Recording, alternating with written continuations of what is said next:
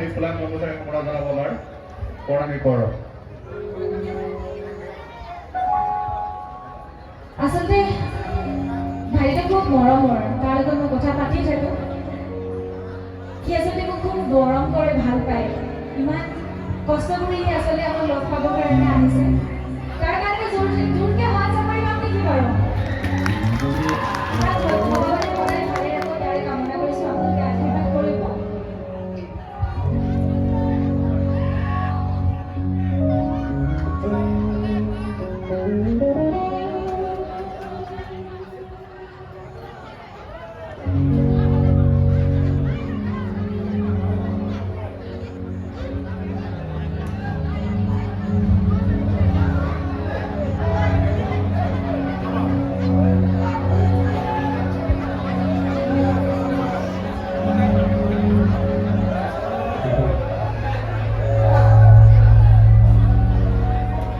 সকলে তাহলে হাত চাপাই বজাব